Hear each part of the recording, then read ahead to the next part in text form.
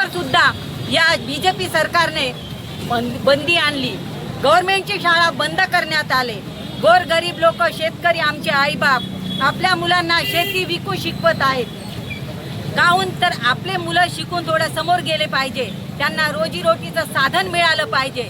या हेतूने तळागाळातील लोकांना संविधानाच्या माध्यमातून जे शिक्षणाचा हक्क मिळालेला आहे, जे नोकरीचा हक्क मिळालेला आहे, ते हक्क त्यांनी हासिल केलं पाहिजे।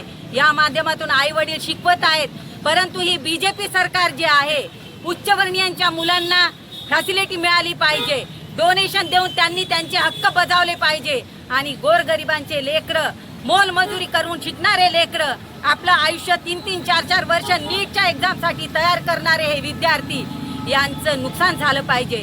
या माध्यमातून ही सरकार हे पूर्ण कोशिश करत आहे। परंतु बंधुओ, या भारत देशात, संपूर्ण भारत देशातून विद्यार्थी तिथे आलेले आहे। ते विद्यार्थी काय आतंकवादी नाही आहे, त्यांच्याजवळ काय तोफ गोले नाही आहे, त्यांच्याजवळ दंड दगडे नाही आहेत, परंतु ही बीजेपी सरकार, त्यांची MSF ही फौज, गृहमंत्री अमित शहा याचा मुलगा विदेशात शिकतो आणि हा आमच्या गोरगरीब बहुजन समाजावर MSFचे गुंड पाठवून त्याला हे पोलीस प्रशासन सुद्धा जबाबदार आहे। पोलीस प्रशासन त्यांच्या पाहत्या उघड्या डोळ्यांनी पाहून सुद्धा ते गप्प बसतात, त्यांना इशारे करतात, त्यांना थांबवू शकत नाही, त्यांना इशारे करतात थांबा, आता नाही, वेळ अजून यायची आहे। अशा पद्धतीने आम्ही हे व्हिडिओ पाहतो, आमच्या डोळ्यातून अश्रू निघतात। छोटे छोटे मुली त्या लेडीज पुलिस कांस्टेबल सोबत म्हणतात, मैडम आपको बच्चे नहीं है क्या, आपके बच्चे पढ़ते लिखते नहीं है क्या, आप हम पे बेरहमी से डंडे बरसा रहे हो, असे विनवण्या करून सुद्धा त्या लेडीज गप्प बसतात। त्यांचे मुलं सुद्धा शिकतात, त्यांच्या मुलांच्या हक्क अधिकारासाठी सुद्धा ते मुलं लढत आहेत। त्यांनी त्यांचे डोके फोडून टाकले, कोणाचे हात, इव्हन जेंट्स पोलीस, त्यांना मुली बाळी असतीलच, त्यांना बायका बहिणी असतीलच, जेंट्स पोलीसला हक्क नाही लेडीजला हात लावण्याचा, तरी सुद्धा त्यांनी अमानुषपणे इतकं गलिच्छ प्रकरण करून डोळ्यात पाणी येते असं व्हिडिओ पाहत असताना, एवढी घाणेरडी ही सरकार आहे, एवढी घाणेरडी गंदी सरकार आहे, अशा गंद्या सरकारीला लाथेनं तुडवलं पाहिजे, त्यांना त्या दिल्लीच्या तख्तावरून उतरवलं पाहिजे। धर्मेंद्र प्रधानच नव्हे तर योगी मोदी यांनी सुद्धा राजीनामा दिला पाहिजे। या गंद्या गलिच्छ सरकारला त्या दिल्लीच्या तख्तावरून खेचलं पाहिजे। त्यांना आता या भारत देशात बीजेपी सरकार येऊ द्यायची नाही, कारण हा बहुजन समाज आता जागृत होत आहे। तरी पण या बीजेपी सरकारचं मी या माध्यमातून निषेध करतो, या पोलीस अधिकाऱ्यांचा सुद्धा मी या ठिकाणी निषेध करतो।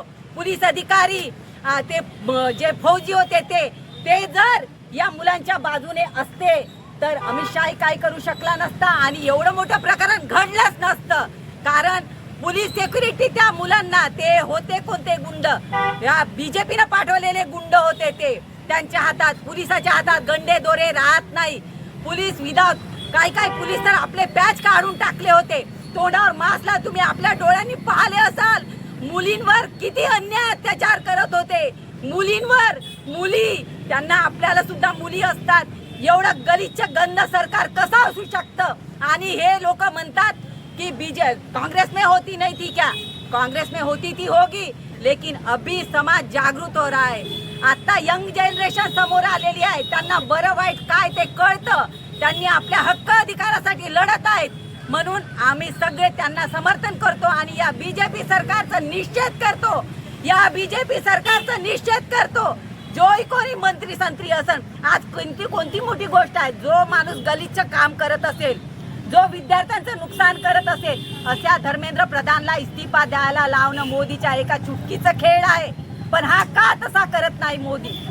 एवढे दिवस झाले, आज 20-25 दिवस झाले, सोनम वांगचुक का छोटी हस्ती नाही आहे, सोनम वांगचुक छोटी हस्ती नाही आहे, मामूली माणूस नाही आहे तो माणूस लोकांना पाणी भेटलं पाहिजे म्हणून लद्दाख मध्ये बर्फ गोळा करून त्याच्या माध्यमातून लोकांना पाणी पोहोचवू शकतो, त्याचं आयुष्य लेकरा विद्यार्थ्यांच्या शिक्षणासाठी खर्च करू शकतो।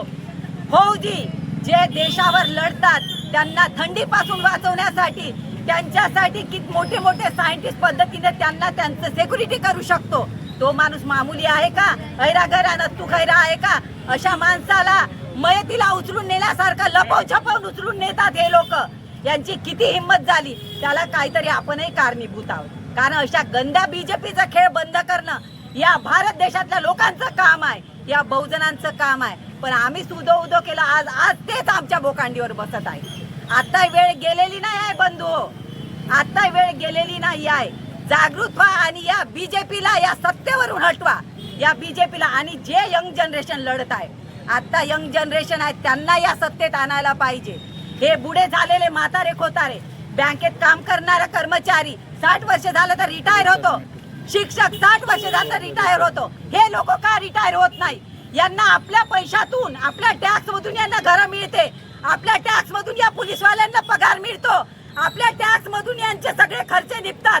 हेच लोक आपल्या बोकांडीवर बसतात, हे गद्दारी करतात आपल्या सोबत, बहुजन समाजासोबत. म्हणून या बीजेपी सरकारला सत्तेवरून हटवणं फार गरजेचं आहे. आणि या युवा जनरेशन आहे जे आपल्या हक्क अधिकारासाठी लढत आहे, त्यांना आमचा संपूर्ण सपोर्ट आहे. वेळ पडली तर आम्ही इथून दिल्लीला कूच करू, हे मी सांगतो. आणि इथे माझे 2 शब्द संपवितो. जय भीम, नमो बुद्धाय.